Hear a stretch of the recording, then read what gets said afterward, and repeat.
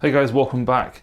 So we are back with a budget, rugged smartphone. I've not unboxed or reviewed one of these for a long time. This is the KingKong 5 Pro from Cubot. And it looks to be a bit of a beast.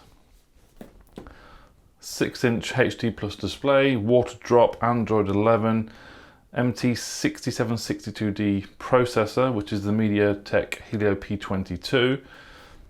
48 megapixel camera, 25 megapixel on the front, Type-C cable, 8,000 milliamp battery, a nice chunky one, 5-volt fast charge. I'm not actually sure how fast that is, but we'll see. So there are links to this in the description below. You can get it from AliExpress, and it seems to be really cheap, £110. Wow, just look at that. They're quite incredible, aren't they, in terms of design? They do look incredible smartphones, the design, and yeah, it feels quite heavy. So on the left here we have, oh, that's very nice, earphones, Type-C cable there as well. So earphones, Type-C earphones, nice. We have Type-C charging lead, and we have the brick, the charging brick. There we go, that's the brick. That's it in that compartment. Let's have a look. Oh, there's some bits underneath as well, thank you. What's under here? SIM tray ejector tool, and some manuals and little leaflets and stuff. Yeah, not really fussed about that. Okay, to one side.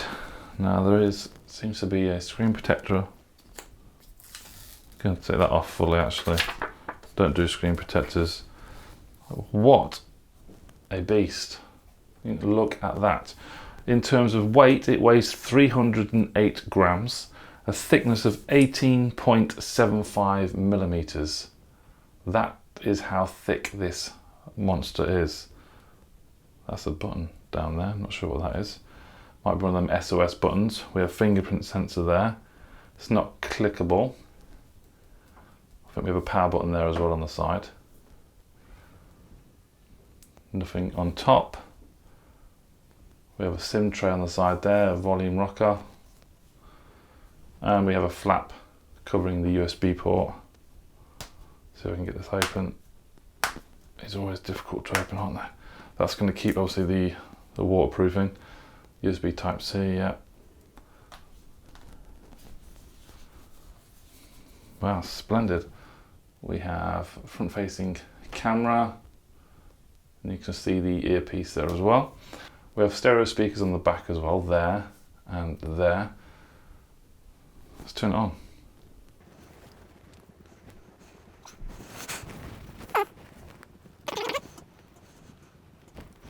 Right. I had a little inkling that it might be dead, so that's a bit annoying. I'm going to have to put a bit of juice in this. Okay, I am back. Managed to squeeze a little bit of juice in here. There's like 6% in there. I've took a few photos with it as well and had a look around the software. This is the software. Let me show you through the menu slightly. Quite a different sort of menu setup there, quite sort of blocked icons. We have NFC there as well. And one thing I quite like is go to system and it shows you there all the specs. Don't think I've seen that on a smartphone before.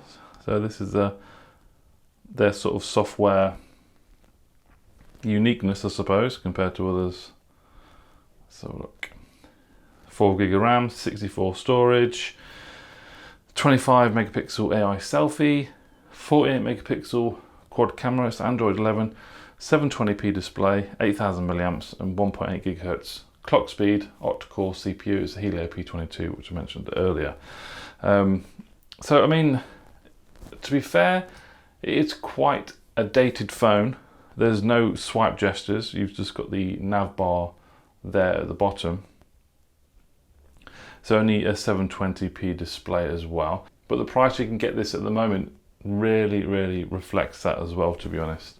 We do have the fingerprint sensor there at the side, which I've set up. Didn't read it then, so it wasn't that accurate there.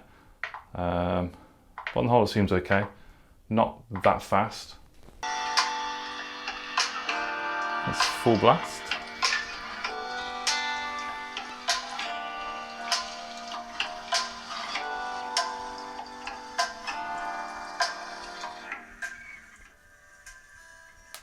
Yeah, so it seems to be that there and that one there.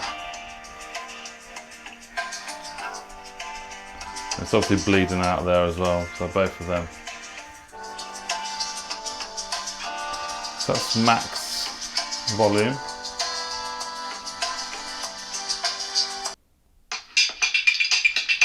Oh God, that's really tinny.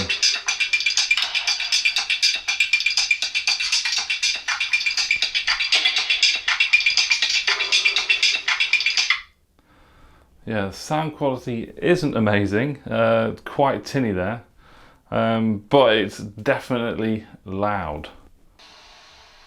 There we go. That looks quite nice from here, from what I can see.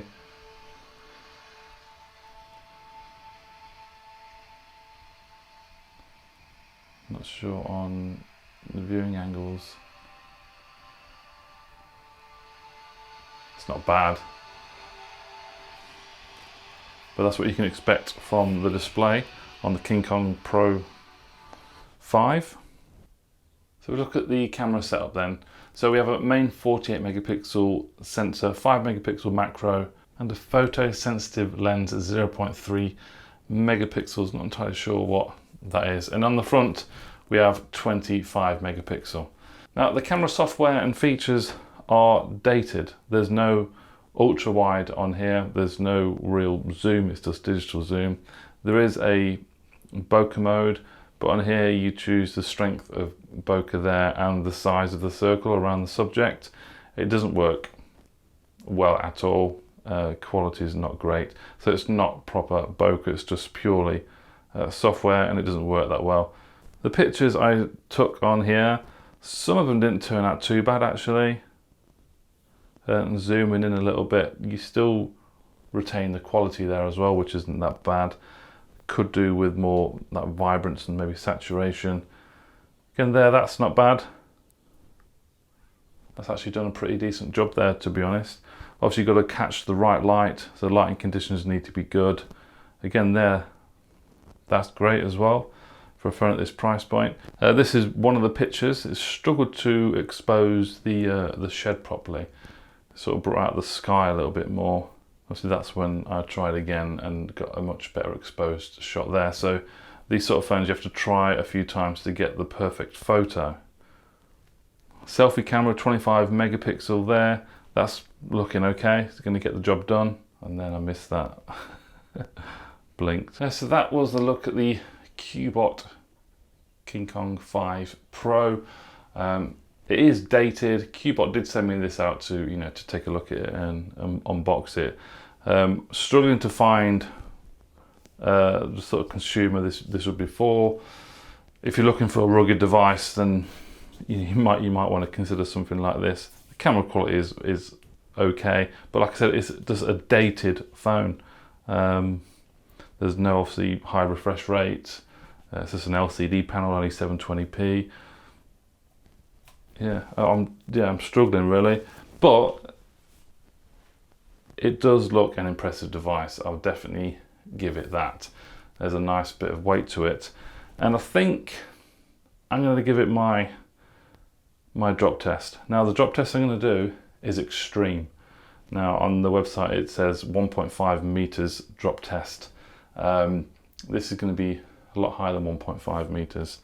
But this obviously been tested at 1.5 and has withheld any sort of damage, so let's go and drop it.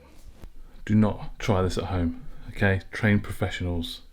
Now this is extreme testing, okay? So it's really high. You wouldn't normally drop a phone from that height, so here goes.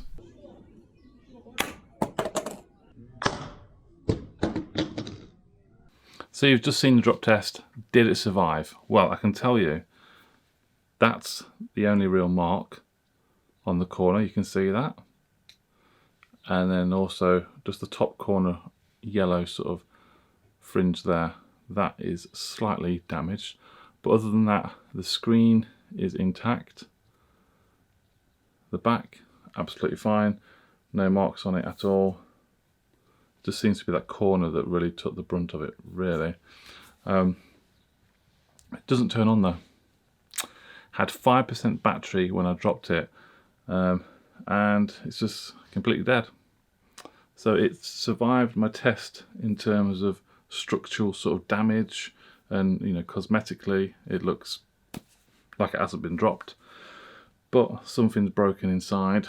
And I've had it on charge for nearly over an hour, and there's nothing. I plugged it into my computer. When you plug it on charge, there's a little dot, the light comes on there. I don't know if you can see it from here actually.